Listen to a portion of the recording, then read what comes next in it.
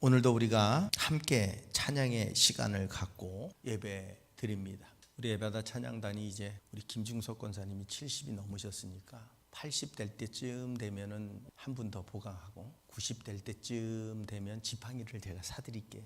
그래서 지팡이를 치고 지팡이 집으면 기타를 못 치는데 의자를 놓고 치시든지 우리가 찬양을 드리는 데 있어서 재주나 목소리나 능력은 아무 상관이 없습니다. 하나님 우리의 목소리가 얼마나 좋은지를 들으시기 원하시는 게 아니고 하나님은 우리의 재주가 얼마나 좋은지를 듣기 원하시는 게 아니라 하나님은 우리의 마음을 받으시기 원하시기 때문입니다. 그러기에 어쩌면 진실한 찬양은 우리가 연약해질수록 나올 겁니다. 여기 있는 찬양은 우리가 우리의 힘을 빼는 만큼 능력이 생길 겁니다. 역사가 일어나는 찬양은 아마 우리가 우리를 하나님 앞에 맡기는 만큼 드러나게 될 겁니다. 분명한 것은 신앙생활은 내가 드러나는 게 아니고 내가 힘이 세지는 게 아니고 내가 똑똑해지는 게 아니고 내가 높아지는 게 아니라 신앙생활은 점점점 하나님이 나를 더 강하게 붙드시는 겁니다. 그래서 진정한 신앙생활은 점점 내가 빠지고 점점 내 능력이 빠지고 점점 내 지식이 빠지고 점점 내 권세가 빠질 때 하나님을 향한 온전한 신앙이 시작되는 겁니다. 그래서 모세는 왕자일 땐 아무것도 할 수 없었습니다. 다 빠지고 났더니 이제는 난 말도 둔하고 아마 왕궁에서 언변술도 다 배웠을 거예요. 그런데 이제는 난 말도 둔하고 그 말도 둔하다는 이야기 속에는 이제는 다 빠졌습니다. 이제는 뭐 남들 앞에 나서서 뭐 할 수 있는 게 아무것도 없습니다. 그런데 날 쓰시겠습니까? 저 팔팔하고 저 잘하는 사람들 많은데 굳이 하지만 하나님은 다 빠진 나를 기다리고 계셨고 다 빠져서 이제는 무능력해 보이는 나를 쓰시기 원하신다는 겁니다. 찬양은 하나님을 향한 우리의 고백입니다. 우리의 영혼의 방향입니다. 우리의 존재의 중심을 드러내는 예배입니다. 그래서 찬양은 찬양 중에 은혜가 임하는 것이고 찬양 중에 치료가 임하는 것이고 찬양 중에 능력이 나타나는 겁니다. 왜냐하면 그 가사들이 우리를 드러내고 우리를 나타내고 우리를 밝히는 게 아니라 하나님을 찬양하고 하나님을 경배하고 하나님이라고 하는 분을 향한 믿음의 고백을 담고 있기 때문에 그렇습니다. 오늘날 우리는 많은 음악 속에 살아가고 있죠. 좋은 음향에 뛰어난 연주에 완성도 높은 무대가 넘쳐납니다. 제가 때로 비난을 하고 싶어서 그런 건 아니지만 요즘 전문적인 찬양단들이 사람을 이 젊은 세대들은 막 감정적인 흥분을 일으키는 모습을 봅니다. 그 속에서 아주 개인적인 기술들 어떤 제가 바라볼 땐 저것이 하나님을 향한 찬양일까 아니면 자신의 재주를 드러내는 걸까 고민되는 모습을 가끔 볼 때가 있습니다. 그럴 때는 차라리 하지를 말지라는 생각이 들 때까지도 있습니다. 오늘 찬양은 우리를 드리는 예배여야 됩니다. 성경은 우리에게 하나님께서 오늘도 예배자를 찾으신다고 말씀을 하고 있습니다. 국내 예배학자들은 현대교회의 위기 가운데 하나가 뭐냐? 예배의 소비 문화라고 정의를 내립니다. 사람들이 하나님 앞에 예배를 드리는 게 아니라 자기 만족하는 경험, 자기가 얼마나 즐거웠는가를 중심으로 오늘 예배를 드리고 있다는 겁니다. 자신이 그러니까 어떻게 해요? 막 농담 잘하고 막 우스갯소리 잘하고 막 껄껄껄껄 웃고 막 그러면 오늘 정말 예배가 재밌었어. 예배는 하나님이 받으시는 건데 예배가 오늘 재밌어서 너무 좋았대요. 하나님도 실은 하나님이 그 말씀을 하셔야 돼요. 오늘 나는 예배가 너무 좋았다. 너네 그 온 마음과 온 뜻과 온 정성을 다해 드려지는 예배를 내가 받으니까 너무 행복했다 라고 말씀하셔야 되는데 정작 우리의 예배는 어떠냐? 오늘 너무 재밌었어. 오늘 너무 즐거웠어. 나의 만족으로 나의 소비로 예배가 끝나버린 게 한국교회의 위기라고 말합니다. 미국의 예배신학자 로버트 웨버라고 하는 사람이 이런 말을 했습니다. 예배의 중심이 하나님에게서 인간으로 이동할 때 교회는 영적 감동은 남을지 몰라도 거룩한 능력을 잃어버린다. 예배 중심이 나에게로 내가 즐겁고 내가 행복하고 내가 좋고 내가 기쁘고 내가 슬프고 내가 눈물 흘리는 것 영적인 감동은 있을지 모르지만 그 안에 능력은 없답니다. 그러니까 우리가 변화될 수 없는 것이고 우리의 문제가 해결될 수 없는 것이고 우린 여전히 답답한 마음을 가지고 잠깐 즐거웠다 돌아가는 시간이 지고 만다는 겁니다. 오늘 성경 본문 우리가 잘 아는 말씀입니다. 많이 들은 말씀입니다. 예수님과 사마리아 여인이 나누었던 대화입니다. 사마리아인들은 그리심산에서 예배를 드렸습니다. 또 유다 사람들은 예루살렘에서 예배를 드렸습니다. 예루살렘 성전에서 예배를 드렸습니다. 이들의 문제는 어디서 예배를 드릴 것인가 하는 겁니다. 그리심산이 맞냐? 아니면 예루살렘 성전이 맞냐? 그리심산에만 예루살렘 성전에만 하나님이 있냐? 그린심 산에 또 하나님이 있냐? 하나님은 어디에나 계신 분이죠. 근데 주님은 오늘 장소의 문제를 이렇게 바꾸십니다. 어떻게 예배드릴 거냐? 어떻게 예배를 드리는 게 하나님이 받으시는 예배냐? 어디서 드리는 건 문제가 없다는 거예요. 어디서 드리든 상관없다는 거예요. 초대교회는 강가에서도 드렸고요. 집에서 모여 드렸고요. 성전이 존재하지 않을 땐 그렇게 회당에서도 예수님은 설교를 하셨고요. 어디서 예배 드리는가가 중요한 게 아니라 너희 중심이 어떤 모습으로 예배를 드리고 있느냐. 이걸 하나님은 보신다고 말씀을 합니다.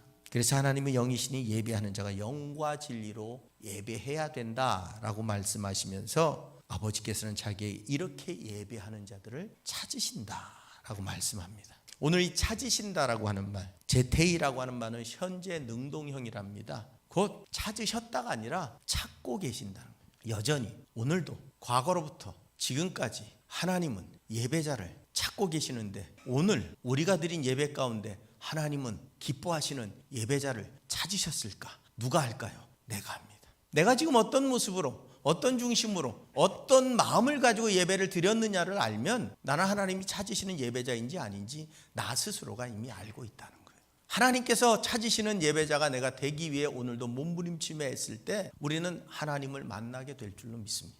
중요한 것은 내 마음이 그렇듯 하나님의 마음도 그렇다는 거예요. 내 마음을 하나님은 나보다 더 잘 아신다는 거예요. 그렇다면 오늘 우리 교회에서는 하나님이 찾으시는 예배자가 있었을까요? 없었을까요? 대답들을 안 하는 건 전부 다 그 얘기는 없었습니다. 왜냐하면 내가 그렇게 못 드렸거든요. 자신 있는 분은 있었습니다. 왜? 나 열심히 예배 드렸거든요.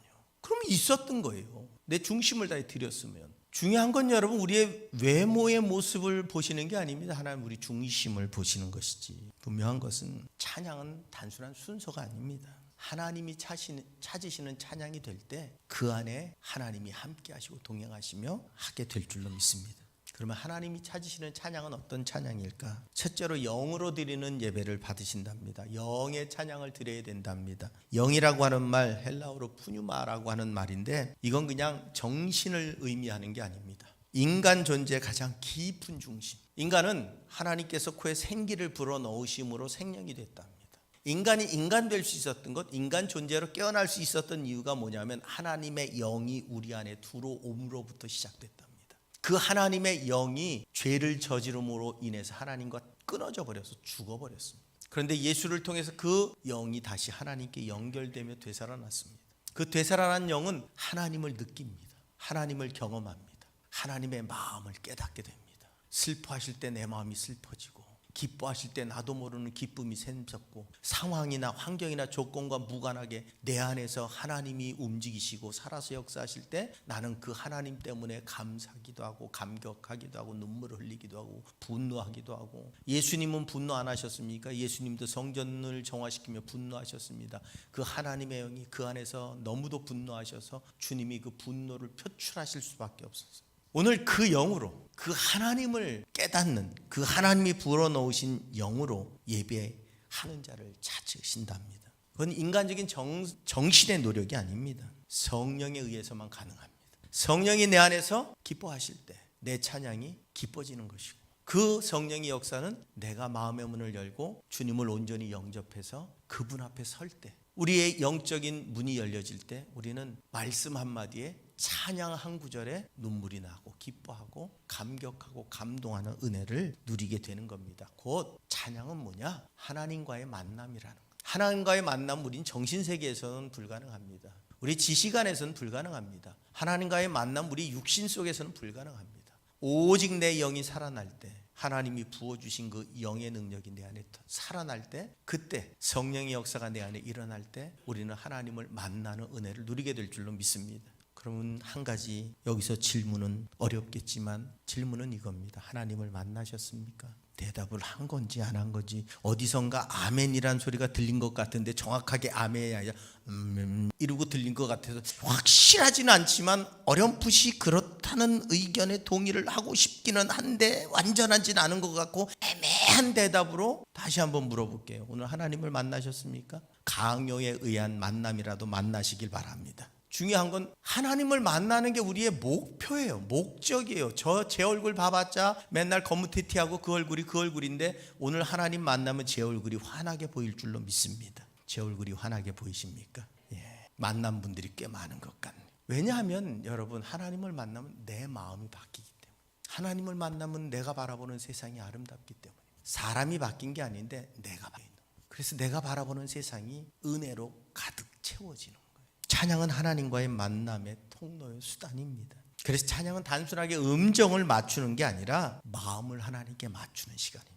그 가사에 담겨져 있는 고백들이 내 마음의 선포가 되는 거예요. 그 가사를 통해서 내가 하나님 앞에 고백드리는 거예요. 하나님, 나도 이렇습니다. 하나님, 내 마음이 이렇습니다. 하나님, 하나님의 위대하심을 나도 인정합니다. 그 가사를 따라 내 입술의 고백이 동일하게 이루어질 때 우리는 하나님을 만나게 되는 것인 줄로 믿습니다. 그때 우리는 영적인 힘을, 영적인 능력을 경험하게 됩니다. 그래서 한 구절에 눈물이 나고, 한 구절에 내가 마음이 무너지기도 하고, 한 구절에 잃었던 소망이 회되기도 하는 역사를 경험하는 겁니다. 국내 CCM 사역자들 가운데 많은 이들이 공통적으로 고백하는 게 있습니다. 그게 뭔 줄 아십니까? 하나님 앞에 무릎 꿇지 않은 찬양은 결국 사람을 감동시킬 수 있어도 변화시키지 못한다는 겁니다.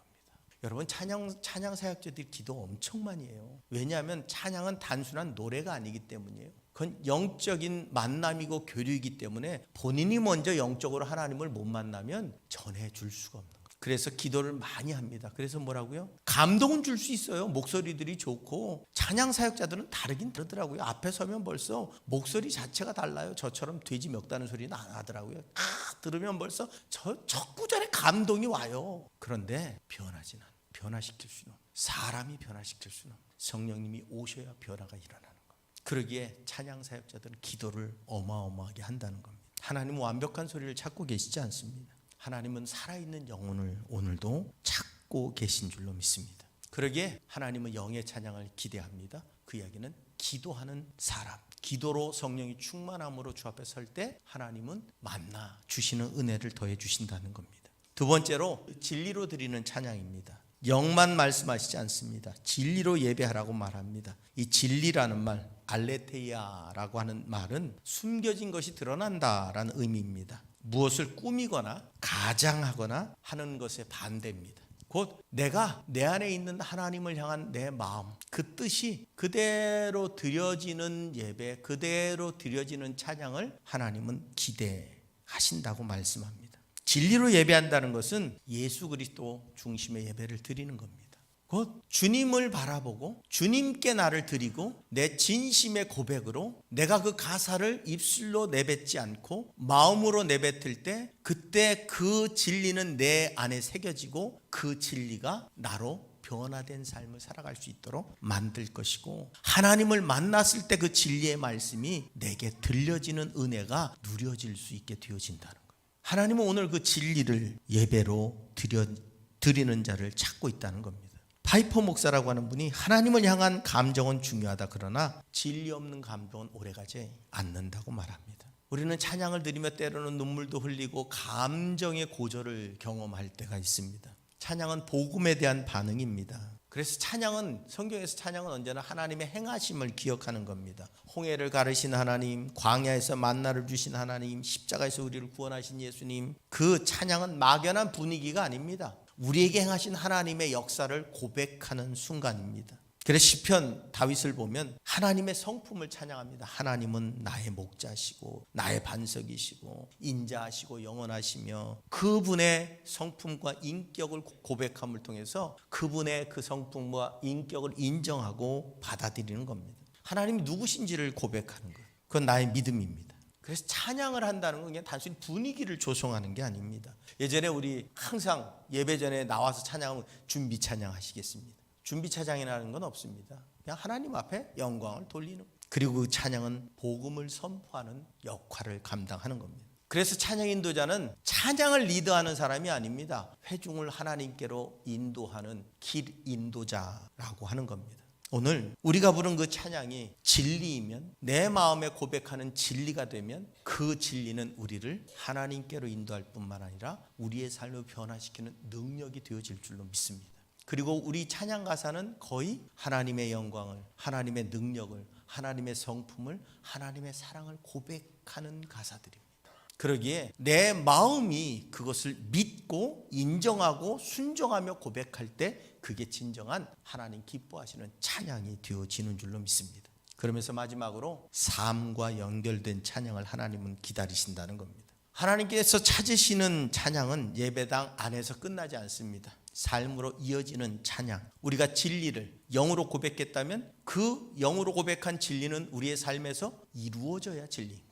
근데 우리는 교회 안에서만 진리를 찬양하고 저 문을 열고 나아가는 순간 우리는 그 진리를 잃어버리고 있다는 겁니다. 로마서 12장 1절은 너희 몸을 하나님이 기뻐하시는 거룩한 산제사로 드리라고 우리에게 말씀하고 있습니다. 진짜 찬양은 주일 1시간의 찬양이 아닙니다. 우리의 입술로 주님을 사랑한다고 고백하고 그 사랑의 고백은 내 삶에서 미움과 원망과 다툼을 걷어내며 사랑화하게 만들 수 있는 능력이 되어질 때 우리는 온전한 찬양을 드린 것이라고 하는 겁니다. 아모스 선지자 시대에 이스라엘은 경제적으로 엄청난 번영을 이룰 때입니다. 성전은 가득 찼었습니다. 절기를 지켰고 예물을 드렸고 또 찬양 소리는 높았습니다. 그런데 하나님이 이렇게 말씀하셨습니다. 나는 너희 절기들을 미워하며 멸시한다. 예배드리고 절기를 맞이해 하나님 앞에 예배드리기 위해 제사드리기 위해 모인 이스라엘 백성들의 그 수고를 하나님이 뭐라고 말씀하시느냐?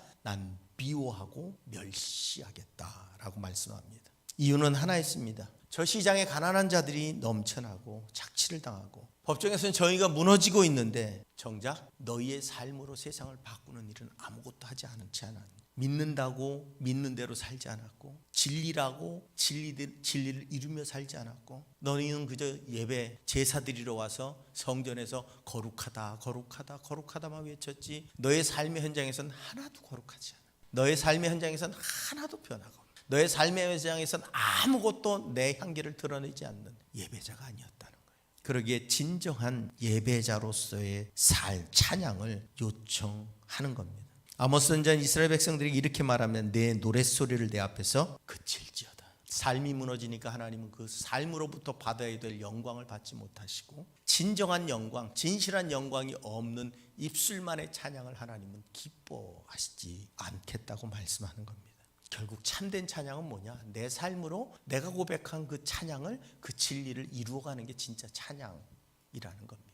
예배를 드릴 때 눈물을 흘리는 것보다 삶 속에서 예수를 닮아가는 것, 가정에서, 직장에서 사람을 대하며 진정한 하나님의 은혜를 나눌 수 있는 것이 진짜 찬양이라는 겁니다. 찬양사역자 레드먼의 이야기가 있습니다. 그가 찬양사역을 교회에 담임 목사님이 어느 날 악기도 치우고 모든 음향들을 다 치우고 침묵하게 만들었답니다. 조명도 다 꺼버리고 예배가 음악적인 그런 완성도에 치우쳐가고 있는 모습을 보면서 이건 아니다 싶었던 모양이에요. 그래서 교회 안에서 모든 악기와 모든 영상과 모든 것들을 중단시켜버렸답니다. 음악이 없이 예배가 드려졌습니다.